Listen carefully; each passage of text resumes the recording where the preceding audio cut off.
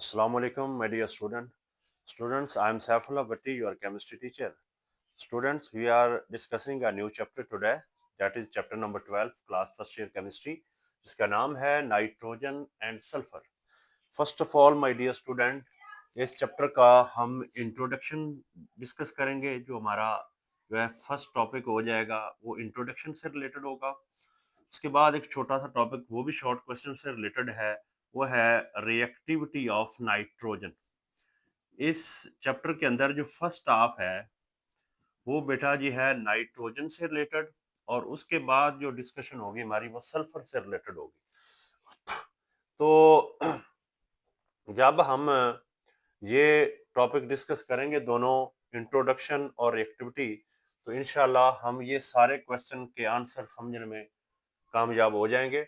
और इन दो टॉपिक से रिलेटेड ये बहुत important short question my dear student मैंने आपके लिए निकाले हैं. हमने ये दो टॉपिक भी समझने हैं, साथ साथ ये हमारे क्वेश्चन भी क्लियर हो जाएंगे.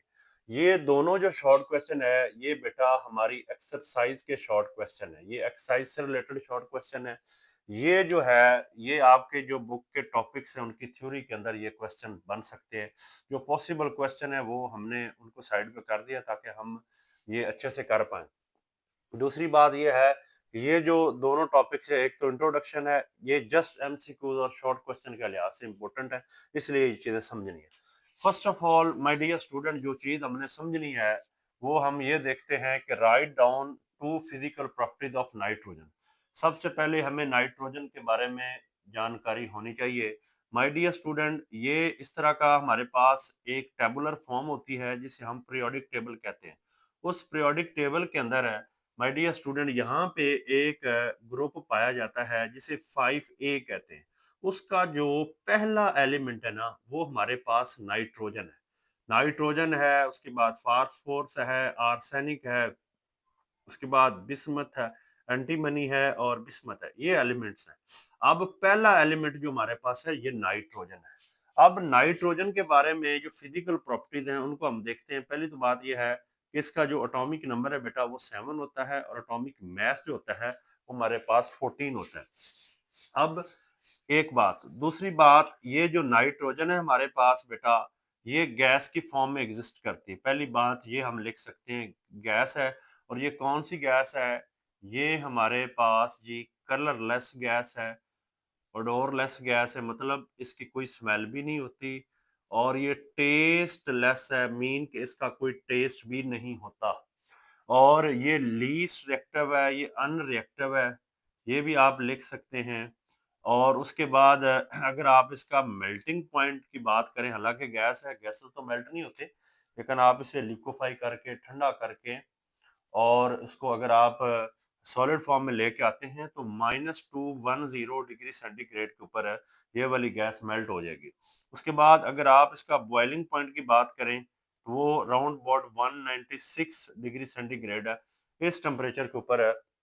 अगर इसे लिक्विफाई किया हुआ है या लिक्विड फॉर्म में है तो आप इसको बॉयल कर सकते हैं. तो ये कुछ इस तरह की आपने फिजिकल प्रॉपर्टीज इसके बारे में आपने लिख देना है. इसकी डेंसिटी वगैरह के बारे में लिख सकते हैं. जो आपकी बुक में बेटा इसका टेबल दिया हुआ है उसके अंदर से ये 3-4 पॉइंट्स अगर आप लिखते हैं तो ये आपका शॉर्ट क्वेश्चन हो जाएगा. और ये एटमॉस्फेयर के अंदर है माय डियर स्टूडेंट, ये 78% जो है ये हमारी एटमॉस्फेयर के अंदर ये गैस पाई जाती है. और बहुत ज़्यादा स्टेबल गैस है और बहुत ज़्यादा ये बेनिफिशियल है ख़ास तौर पे प्लांट्स के लिए. ये कुछ बातें अगर आप लिखते हैं तो ये आपका शॉर्ट क्वेश्चन हो जाएगा. उसके बाद फिजिकल प्रॉपर्टीज हमारे पास हो गई है. उसके बाद ये क्वेश्चन हमारा क्लियर हो गया, ये वाला जो लास्ट पे लिखा हुआ है. उसके बाद क्वेश्चन नंबर 4 है how nitrogen is obtained on industrial scale. इससे पहले एक शॉर्ट क्वेश्चन बन सकता है how nitrogen is isolated from air. ये वाला क्वेश्चन अब हम देखते हैं. ये आपकी बुक के अंदर इंट्रोडक्शन में ये बात लिखी हुई है कि nitrogen is isolated from air by cooling.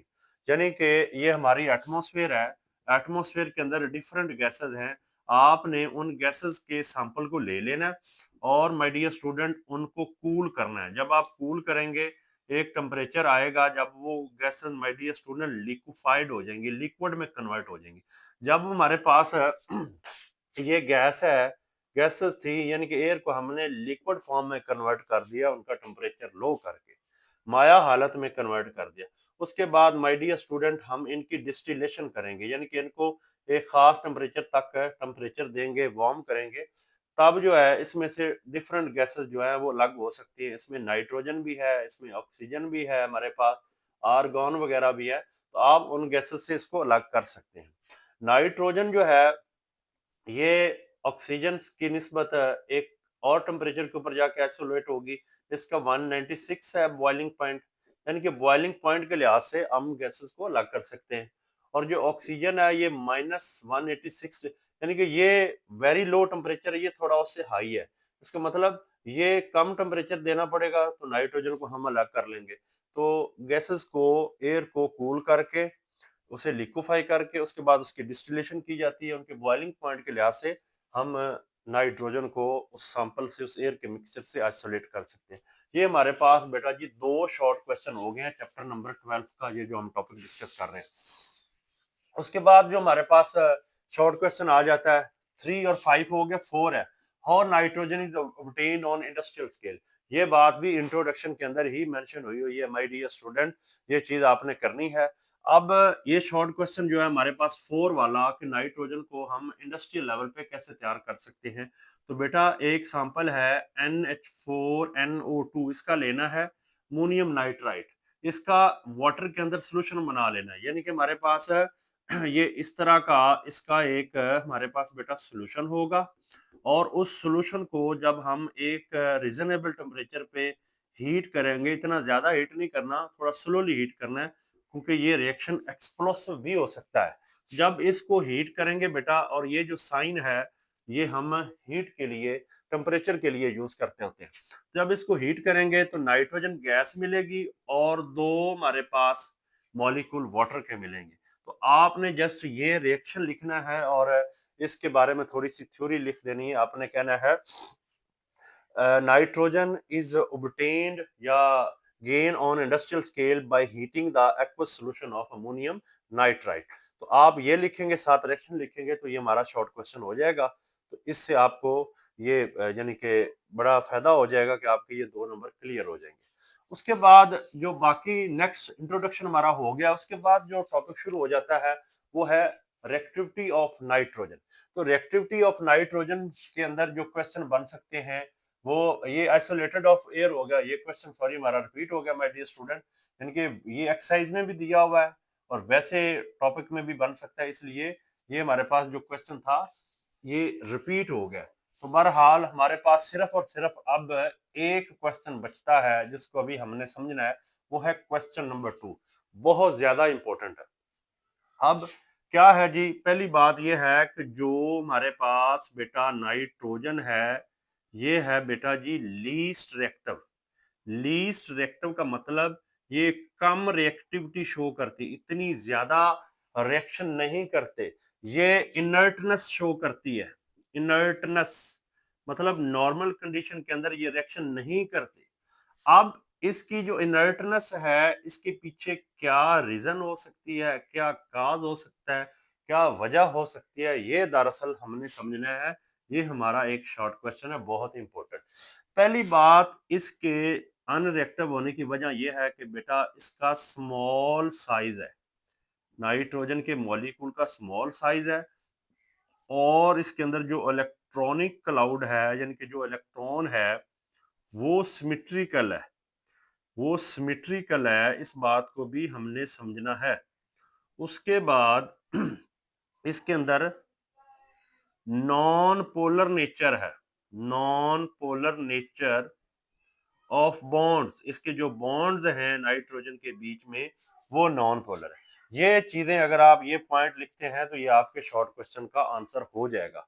अब हम इसकी डिटेल समझते हैं। बात यह है कि नाइट्रोजन का एटॉमिक नंबर बेटा है 7, और इसकी जब इलेक्ट्रॉनिक कन्फिग्रेशन करते हैं हमारे पास 1s2 2s2, ये पिछले चैप्टर के अंदर ये चीजें आपने समझ ली है। 1s2 2s2 and 2p3, total 7 electrons हैं जिनको यहाँ पे शो किया गया है। और नाइट्रोजन के वैलेंस शेल के अंदर बेटा 5 इलेक्ट्रॉन होते हैं। ये फर्स्ट शेल है, इसमें 2 इलेक्ट्रॉन है, और जो सेकंड शेल है उसमें 2 ये है, और 3 हम कहते हैं ये है। यानी कि नाइट्रोजन के वैलेंस शेल में 5 है और ऑक्टेट को पूरा करने के लिए, स्टेबल होने के लिए इसको 3 इलेक्ट्रॉन और चाहिए। इसलिए जो नाइट्रोजन है अपने साथ वाले एटम के साथ है वो 3 बॉन्ड बना लेगा। यानी कि ये नाइट्रोजन का दूसरा एटम है, इसमें एक ये 2 और ये 3 और ये 2 हम यहाँ करते हैं। ये अब एक जैसे ही इलेक्ट्रॉन है जो इस नाइट्रोजन के सेम वही हैं। ये अब बेटा आपस में मिल जाते हैं, मिक्स हो जाते हैं और कोवलेंट बॉन्ड बना लेते हैं, जिसकी वजह से नाइट्रोजन नाइट्रोजन के बीच में ट्रिपल कोवलेंट बॉन्ड बन जाता है। यानी कि इसके वैलेंस शेल में भी टोटल 5 है, 1 2 3 4 5, इसके भी 2 ये और और साथ 3 ये। अब ये 6 इलेक्ट्रॉन है टोटल, जिसमें एक नाइट्रोजन से भी 3 आए हुए हैं, दूसरे से भी आए हुए हैं। अब 6 इलेक्ट्रॉन जब शेयर होंगे तो 3 बॉन्ड बनेंगे। अब इलेक्ट्रॉनिक क्लाउड दोनों एटम के बीच में एक जैसा है, सिमेट्रिकल है। इसलिए बेटा अगर देखा जाए इन दोनों एटम का जो इलेक्ट्रोनेगेटिविटी का डिफरेंस है वो जीरो है। जब इलेक्ट्रोनेगेटिविटी का डिफरेंस दो एटम्स के बीच में जीरो होता है उस बॉन्ड को हम नॉन पोलर कहते हैं।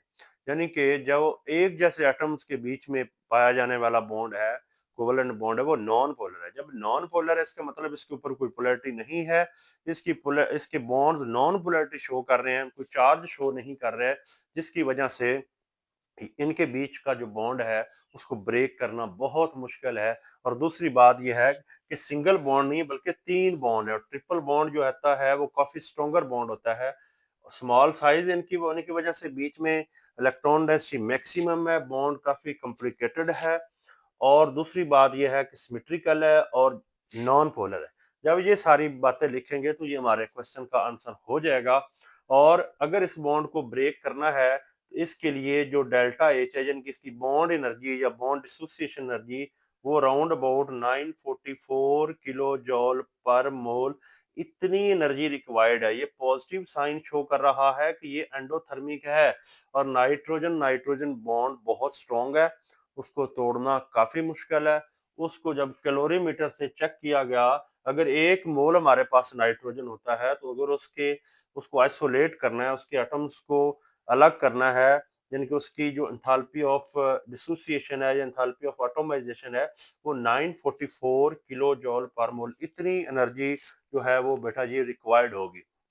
और एंड पे इंटरेस्टिंग इंफॉर्मेशन लिखी हुई है, यहाँ पे हम एक नया क्वेश्चन बना लेते हैं कि व्हाट इज द सिग्निफिकेंस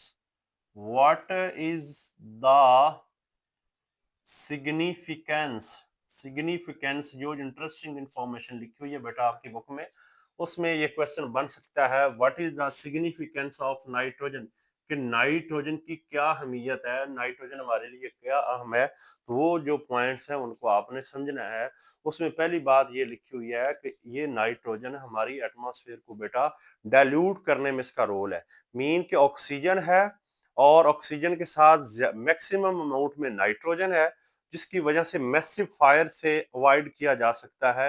यानी कि इतनी ज्यादा आग नहीं लगती जो कि कंट्रोल में रहती है, उसकी वजह नाइट्रोजन है, क्योंकि नाइट्रोजन एक इनर्ट एटमॉस्फेयर कुछ ना कुछ पैदा कर देती है, ज्यादा से ज्यादा उस मटेरियल की ऑक्सीडेशन नहीं हो पाती, और जो आग का लगना है वो थोड़ा कंट्रोल में रहता है, क्योंकि एटमॉस्फेयर में ऑक्सीजन के साथ है 78% जो है वो नाइट्रोजन।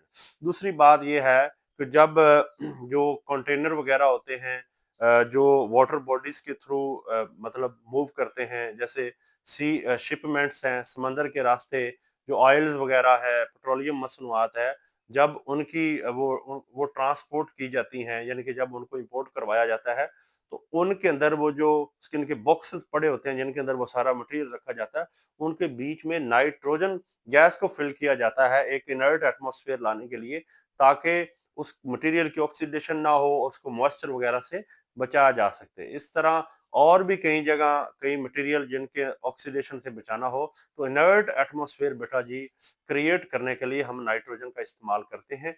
तो ये इसकी सिग्निफिकेंस है, और ये जो क्वेश्चन थे ये सारी चीजें माय डियर स्टूडेंट हमने अंडरस्टैंड कर ली है।